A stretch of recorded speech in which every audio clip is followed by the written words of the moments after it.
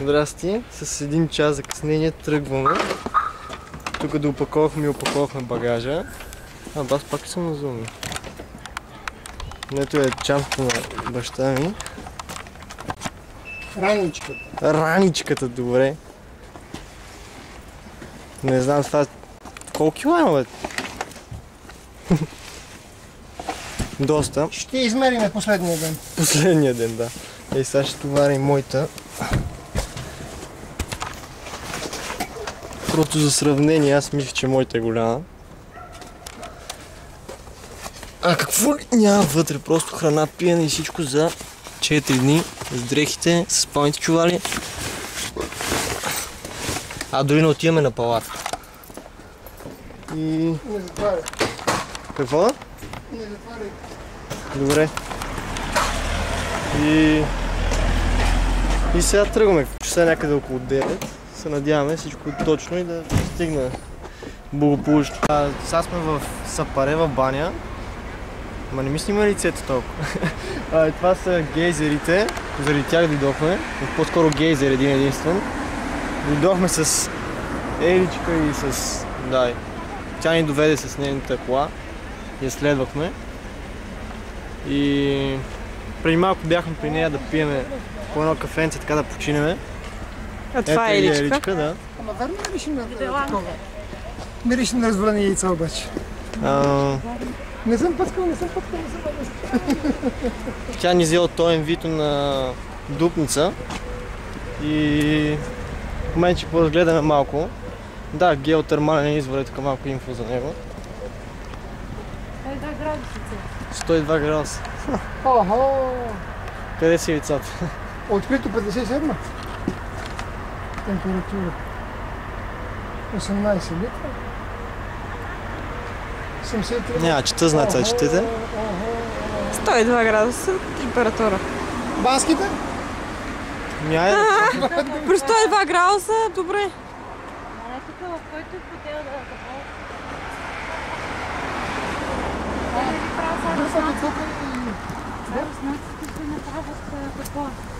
Ево тук искате тръгва някъде малко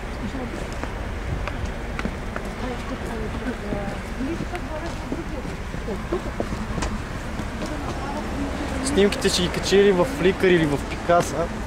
Да видите и снимков материал, не само видео. И така.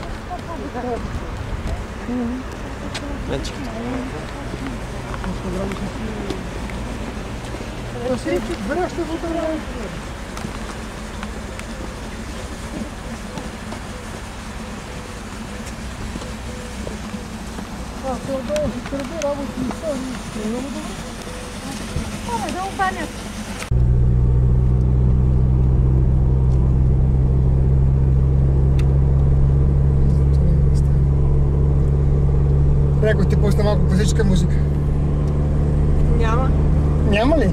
Няма. Нищо го с класическа музика. Не. Ако го сложиш на AM, между другото, AM е за точно за такива запутани места. За това е измислено. Alternative modulation. Да, това е означава амплитуд. FM frequency modulation.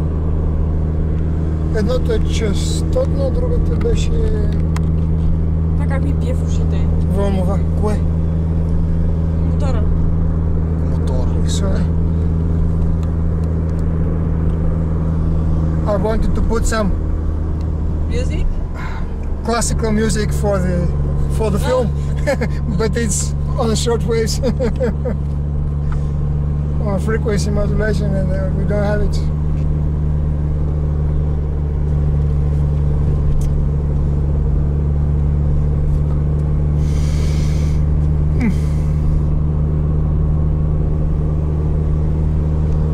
Сега сме тук на...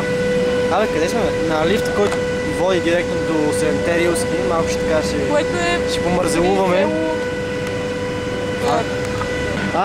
От село Паничище ли? Село ли е това между другото? Село, абе, село трябва. Това с гейзера. Ето го и самия лифт. Абе, какво Паничище и тебе те гони? Да се паре в баня, верно? Това се парева баня. От се парева баня до Паничище, точно така, да. Абе, много села, много нещо днеска. Ето е самата станция. Доста така цивилизовано направено. Тук с асфалтиран път, всичко точно. Ето и самата гледка, просто невероятно е. Който може нека да дойде до тук. Просто се накефи да наснима, да нащрака, се поразходи, да подиша малко свеж въздух. С тия компютър, с тия интернет, с тия Фейсбук и социални мрежи. Кой го казва обаче. И от тук нагоре лифта, нали? Цивилизована работа е от тук си валидираш билетчето. Ме направо като карта градски транспорт в тролеите в София. Мига, пилка, щрака. Ето и картата на... Да. Ето, значи тук е Рилски манастир. А ние къде сме? Ага, сега сме тук. И сега на къде сме тръгнали? Ага, сега сме тръгнали Рилски езера. Намека ето от тук до тук. Спестявам и 100 път, като взимаме лифта. Ще ги обиколиме днеска и тук някъде трябва да има хижа. Ама къде е тази хижа? Абе, тук някъде трябва да е. И след това ще ходим до Иван Вазов. Мисля, утре планираме да отидем до Иван Вазов. Ага, Иван Вазов ето тук. Ние ще направим такъв преход от тук. Утре до тук. И след това... Ай се, къде че ме ходим? Иван Вазов... Абе, чакам по някакъв начин да обиколим, така че след това да стигнем пак до колата. Ето и тук е касата, където си взимаш билетите, а там са едни много така екзотични некотоалетни. Тъкмо се качих на лифта за 7-те Рилски. Ето и станцията е от високо и съответно една невероятна гледка. Ето станцията, не знам дали я виждате. Ето и разни хора тук насреща. Лифта, ето и сестра ми отпреде, баща ми. И защо всички сме се събрали. Между другото, баща ми току-що се провикна отпреде и каза, че миналия път, като сме ходили до 7-те Рилски, аз тогава съм бил сигурно на 3-4, не знам на колко съм бил, просто дори не си спомням. Това нещо сме го марширували пеша, без лифт. Правилно не си го представям как сме го направили. Малко багаж да освободиме, че да снимам гледки.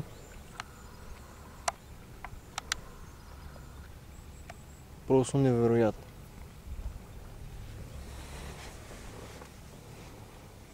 Няма хора. Тишина. Релакс. Живот.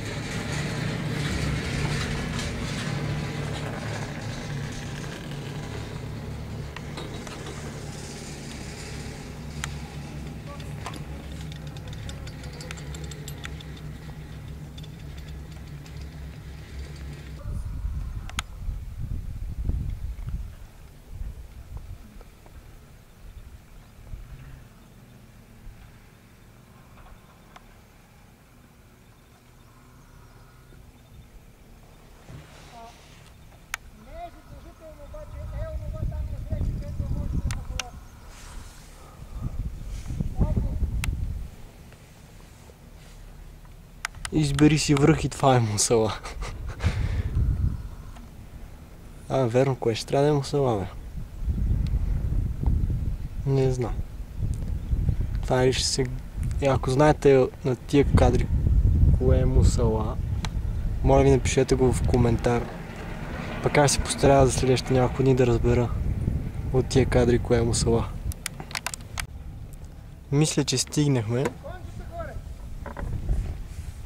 Между другото горе. То слънцето точно там влиза, гати. Да, ето кончета.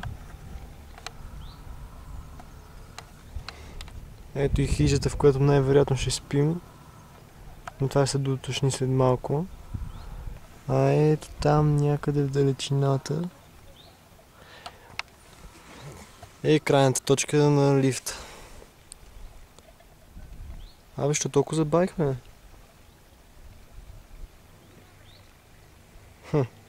Както и да е. Мисля, че все пак ето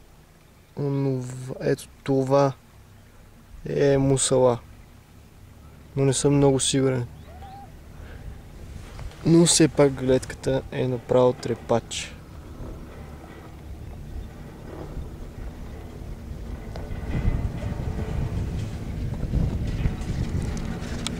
И си имаме сняг.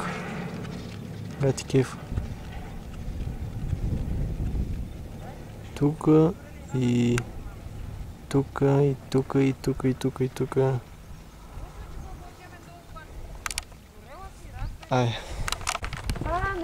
Настанихме се в хижа Седемте Рилски езера.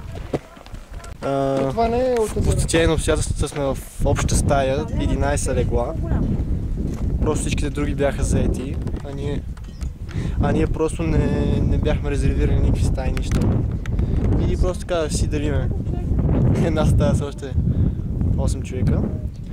И ето така изглежда изобщо цялата гледка извън хижата. Просто невероятна е. Кончета.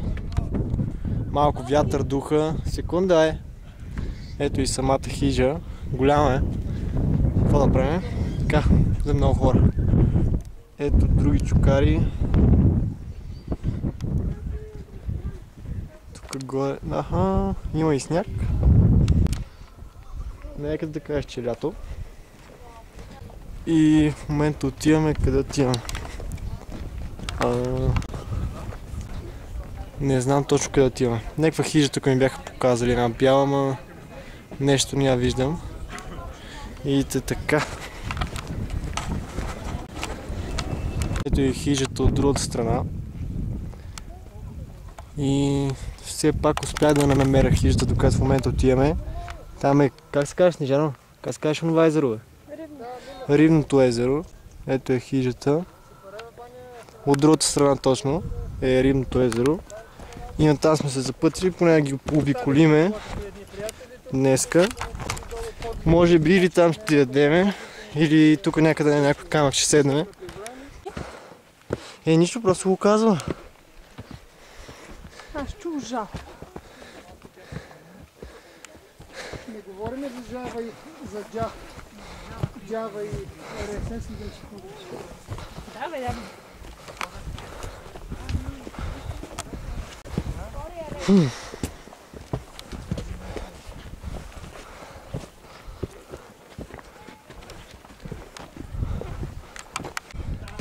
Много бирам много нещо.